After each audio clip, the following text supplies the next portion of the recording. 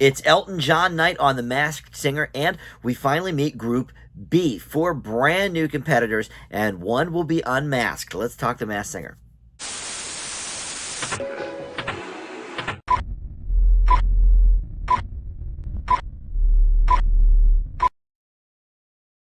Hey guys, Dan here. This is Dan Reviews It, and welcome to my Masked Singer recap and reaction video. We are in season 10, and we're done with Group A for now.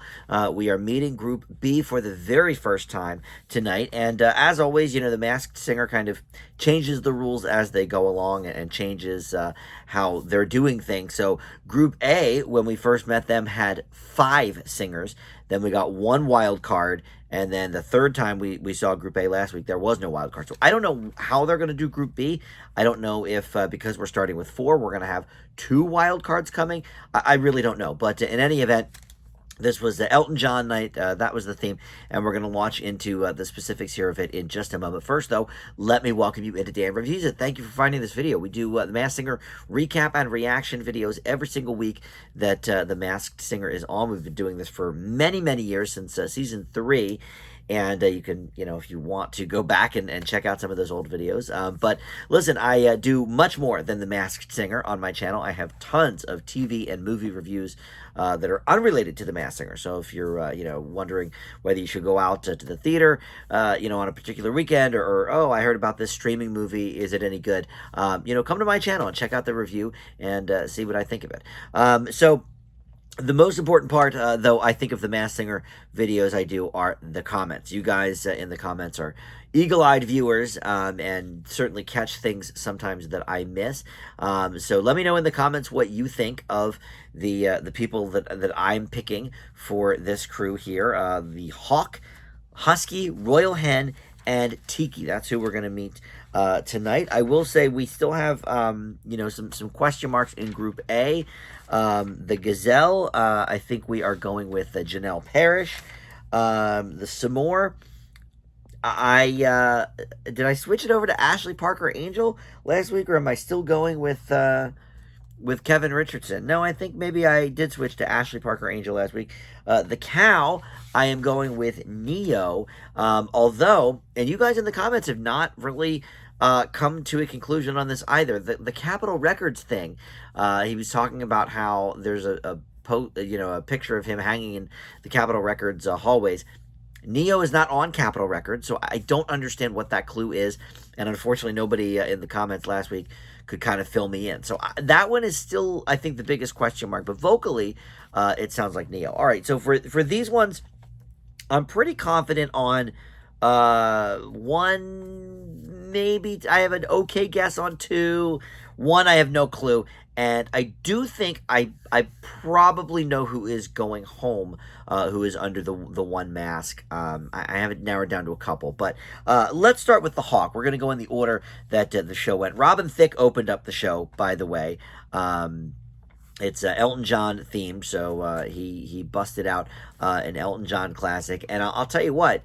Boy, first of all, I'm not sure if I knew he played the piano, but I forget sometimes what a great singer Robin Thicke is. He was just killing it with the Elton John at the beginning of the episode, so I've got to give him props for that. All right, so the Hawk was up first. He said, I grew up pretty fast in the family business. It was like a Mad Max, Fury Road kind of clue package. We see a full moon. He says, I felt alone and closed off like a total reject. But one sound changed my life in the blink of an eye. We see like the rock speakers like they had on Fury Road. He said, heavy guitar chords got my teen heart beating. There were some fallouts, some boards, brawn, and bruises. And at that point we see a pirate's booty chest. And then there is a New York postcard as well. And he sings, Saturday night's all right for fighting. The clue after the fact was a picture of Miley Cyrus, and he says, much like Elton, I have collaborated with Miley and loved every second of it. All right, so the guesses from the panel, Cole Sprouse is, I think, who Ken was thinking. There was some sort of crossover with Hannah Montana and The Sweet Life when those were both on the air. We did hear the words, fall out. So Pete Wentz was on the mind of somebody. I think Nicole maybe said that. And then Corey Feldman was mentioned as well because of the Pirates booty chest and the full moon with the Lost Boys. Robin had that thought. Look, I've heard Corey Feldman sing. He famously is a bad singer. He keeps trying. He's been on the Today Show with his Corey Angels or whatever they're called, and he just can't sing. And this guy, the Hawk, I think he's okay. He could be a professional singer. I don't think if he is a professional singer, I don't think he's known for his particularly great vocal range. But this one's a little bit of a stumper. This is the one I think I'm the most lost on. They said the word reject twice in here. I wrote it down once, but they said it again later. So, are they trying to make us think it's Tyson Ritter from the All-American Rejects?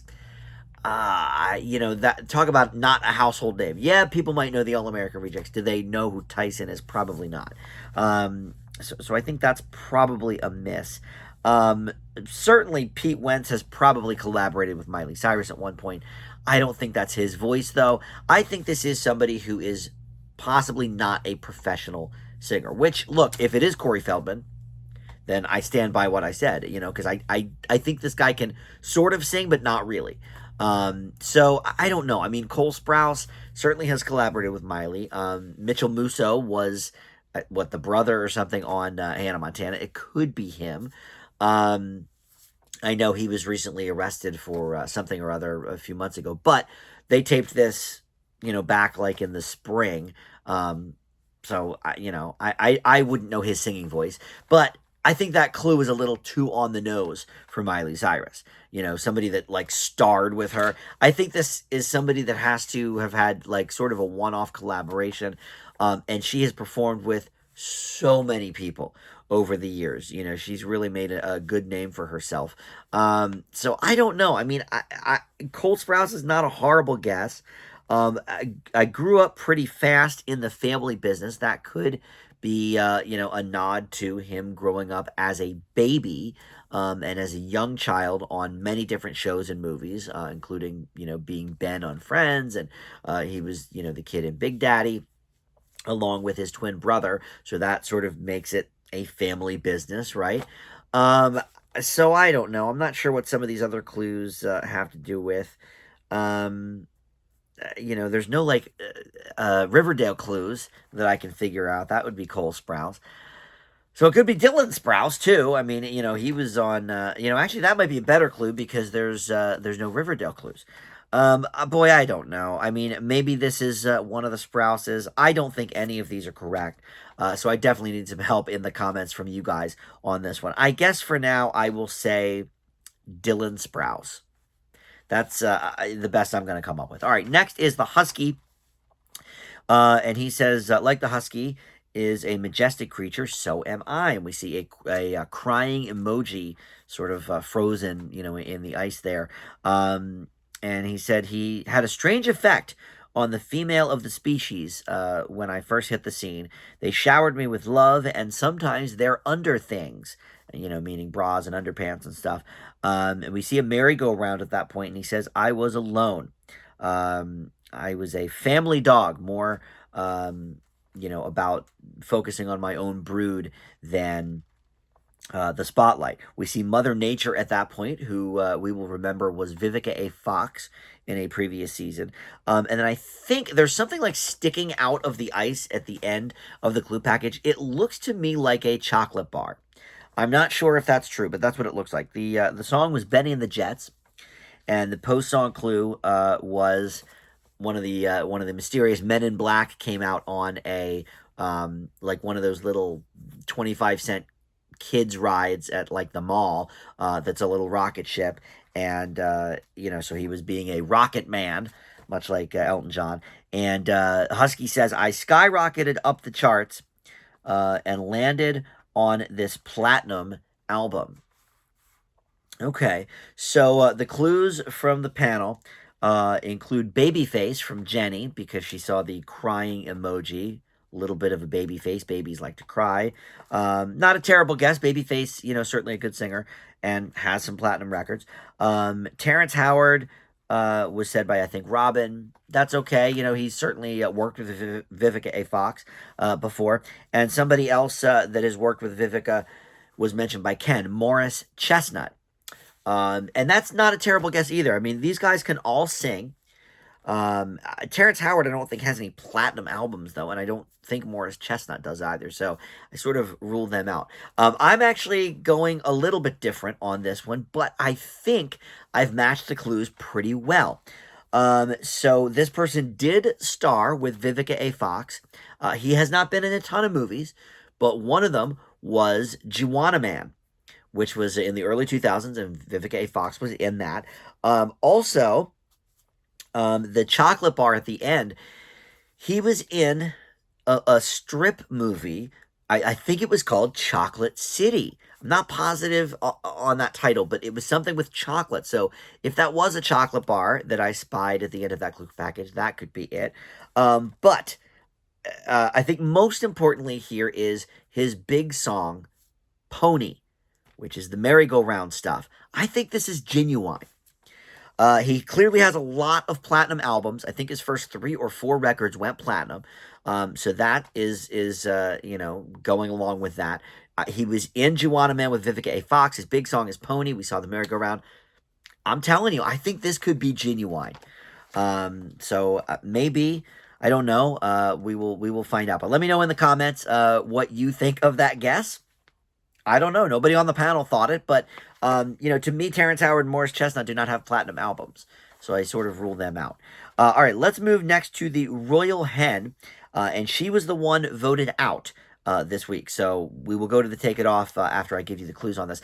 Interesting that in the first week of Group A, just one female, and in the first week of Group B, just one female. A lot more dudes this year than women. I don't know if in Group C we're going to get the opposite, or maybe both our wild cards will be women. I don't know, but it's a little odd. And now we've kicked off this woman from Group B. All right, so there was a coronation theme, and she actually did not do her own talking. It was like a little news package type of thing, looking into the life of the royal hen. And the voiceover said she is a champion of equal opportunity for all. We see a football at that point.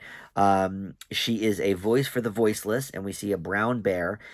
She's a trailblazer, and her road to stardom was fought with prejudice, but she was no chicken. She entered the ring bravely and proved to her 90 million subjects that she is worthy. Then we see a hot dog and the Eiffel Tower. And the song she sang was Philadelphia Freedom. The post-song clue, this one is an important clue, I think. I think this person knew they were probably only going to be on 1 week, so they were really throwing out a lot of, really telling clues. It was a big heart with a medal around it, and she said that this reflects the Presidential Medal of Freedom that she won from Barack Obama, or that she was awarded, or whatever, from Barack. So, listen, that list sort of is confined to I don't know, 100 people or something like that, many of whom have passed on, because a lot of times people don't get the Presidential Medal of Freedom until they're in their older years. So people like Toni Morrison, well, she's passed away. Maya Angelou, she's passed away. So there's a few in here. Shirley Chisholm, huge in the feminist movement of the 60s and 70s. She has passed away. So, we can rule a few of those out. But Robin came up with a pretty good one. Gloria Steinem, certainly heavy in the women's movement. And fun fact that Robin revealed, she at one point was dating his father, Alan Thicke, or at least went on a date or something. So that was kind of funny. Jenny was thinking it was maybe somebody from 80 for Brady because they saw the football, and thinking maybe it is Rita Moreno. As far as I could tell, she has not won a Presidential Medal of Freedom from Obama, at least. And then Ken came up with somebody that has, and Even further than that, this person sang Philadelphia Freedom, the Elton John tune, and it was actually written about this person. And, they had the big Battle of the Sexes tournament for tennis. He thought this could be Billie Jean King. So anyway, the Royal Hen and the Hawk, and we'll get to the Tiki in a moment, but since Royal Hen is going home, we'll sort of put a pin on that. The Royal Hen and Hawk were the lowest two rated, so they went in the face off, and they went back and forth on the great duet "Don't Go Breaking My Heart," and it was revealed that the Hawk would move on to next week, and the Royal Hen would be going home. So we got the final guesses from the panel on this, and they pretty much stuck with what they said originally. Robin said Gloria Steinem, Jenny said Rita Moreno, Ken stuck with Billie Jean King, and Nicole went a little bit out in left field and said Dr. Ruth Westheimer, perhaps. And look, it makes sense with the Eiffel Tower clue. I'm not exactly sure what the Eiffel Tower would have to do with some of these other people, but I do believe this is Billie Jean King. The only other person that I could think of that is still alive, that is famous enough to do the show, that is a female, that got the Presidential Medal of Freedom specifically from Barack Obama, is Marlo Thomas. She did come up with, some prejudice. She was, even before Mary Tyler Moore, she was sort of the first real feminist TV show with that girl in the late 60s. Her father is Danny Thomas, who has created St. Jude's and all of that great stuff. St. Jude's, wonderful charity. So, you could do that for, a real trailblazer, voice of the voiceless. Okay. But I think the clues match up a little bit better for Billie Jean King. And, I mean, Ken is right. The song was written for her. So how awesome is it that, she would get to sing it on Elton John Week? And of course, look, the people at Masked Singer are no dummies. The producers are going to be like, hey, let's get this chick on for Elton Week. She can sing the song that was written about her. It'll be great, whatever. And I think, she entered the ring bravely and proved to her 90 million subjects she's worthy. Did 90 million people watch the Battle of the Sexes tournament with her and I forget the jerk off that she played that was such a hothead and a misogynist. Steve Carell played him in the movie, and you know what? He's not worth remembering because he sucks. That's actually a good movie though. As an aside, Battle of the Sexes. It's Emma Stone playing Billie Jean King, and Steve Carell playing whoever the other person was. So anyway, I think this is Billie Jean King. Let's go to the Take It Off. And for Ken, this would be amazing. This would be 3 that he's gotten right in the 5. No, we've only been on 4 weeks. In the 4 weeks that we've been on with this, Ken will have gotten it right 3 times. That is very impressive. It makes me not want to go with the guess, but I think this is Billie Jean King. An absolute legend. Trailblazer is correct. So let's see. Is it? Yes. It's Billie Jean King. Oh my God. Talk about a legend. Oh my God. Listen to this. 39-time Grand Slam finalist. I don't know much about tennis.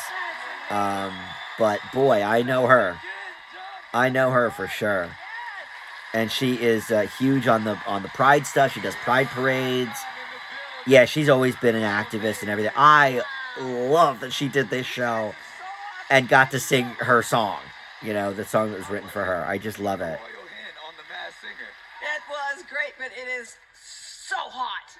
I'm sweating bullets. Yes. And Dr. Ken Jeong Again. once again. Yeah, I can't believe Ken got 3 right so far. Bobby Riggs, that's who it was. Oh, that jerk. Oh, I hate him so much. All right, well, she's great. I'll watch that in a second. All right, so there you go. Well, and that means I am 4 for 4. I've gotten everybody right so far, and 3 of them were first impression guesses for me. So that is pretty good for me. All right, let's get to the Tiki next. This is the last singer on the show, and they will be moving on to next week. This one I actually think I have a pretty good idea of, and it was somebody not said by the panel. But we'll see. He said, I always wanted to be a rock star. As a kid, I knew I had the pipes. And we saw an alarm with the snooze, coming out of it. Um, I got to travel the world, sell millions of records, and party with music's biggest names. And we see a skull at that point. Um, could indicate the Grateful Dead. I don't know.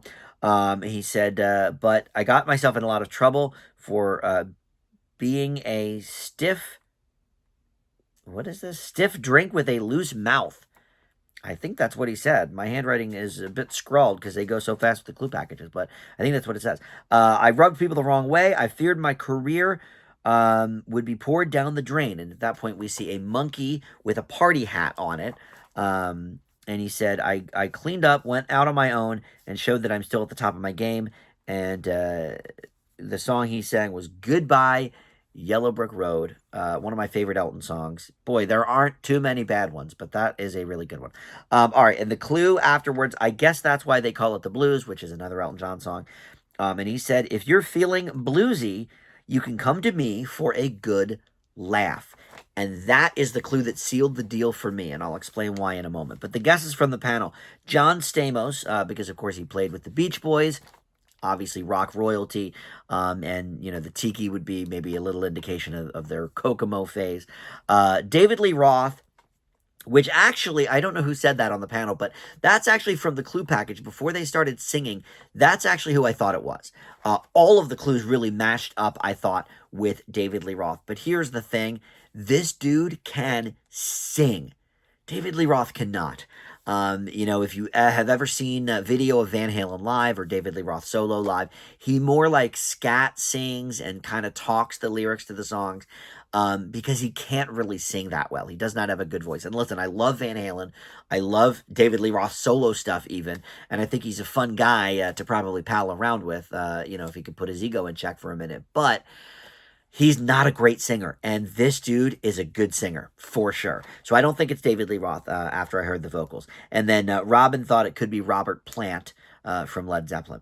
Here's who I'm going with, and I was between David Lee Roth and this person after the clue package because I saw the monkey in the party hat. But then with the clue at the end, if you're feeling bluesy, you can come to me for a good laugh. I believe this is Mickey Dolenz from the Monkees. He is the last surviving monkey. We've lost the other three thus far. Peter Tork, Michael Nesmith, and then Davy Jones, I think maybe was the first to go. But Mickey Dolenz, look, these clues really match up. He's certainly sold millions of records. He's traveled the world because of that success, and he's partied with music's biggest names because of that success. And I always wanted to be a rock star. I believe, if I'm remembering this correctly, he is the only one that could actually play an instrument when the Monkees began. Everybody else had to kind of learn. So that's something. And then the whole snooze thing on the alarm at the beginning. If you remember, if you've ever seen the Monkees, the TV show, they start the show on this like big bed rolling down the highway, and I think it's Mickey Dolenz that has like an actual sleep cap on. So there's that clue. And then the whole, if you're feeling bluesy, you can come to me for a good laugh. Listen, I rewatched the Monkees TV show for the first time in probably about 20 years, a few years ago. And my God, it's hilarious. It still holds up. And Mickey was always my favorite anyway. So yeah, I'm going to go, the panel. I did not think David Lee Roth was a bad guess from the clues, but then the singing did not match up. Mickey Dolenz can sing. That is for sure. And this dude can sing the Tiki. So my guess is Mickey Dolenz. All right, I've only gone with the panel on one of these, and that's the one I'm the least sure of. And even that, I sort of twisted it a little. I didn't quite go with Cole Sprouse. I'm going with Dylan Sprouse. But so I definitely need your feedback on the Hawk. But let me know what you think of my Genuine guess and my Mickey Dolenz guess. I think they're actually pretty good. I'm feeling fairly confident. The Genuine one, I'm pretty confident on. All of those clues are just matching up for me. Especially with the merry-go-round, pony, and the Vivica A. Fox clue. I think that's where I'm most confident. But anyway, thank you so much for watching. We will be back next week with another Masked Singer recap and reaction. But like I said, stick around to my channel for some other great videos. I'm also going to be doing Frasier recaps for the new Frasier series on Paramount Plus, which drops new episodes Thursdays. So shortly after my Masked Singer video goes up, I'll put up a Frasier video, so you can kind of, do those together or whatever. But anyway, thank you so much for watching. We'll see you next time on Dan Reviews It. Bye.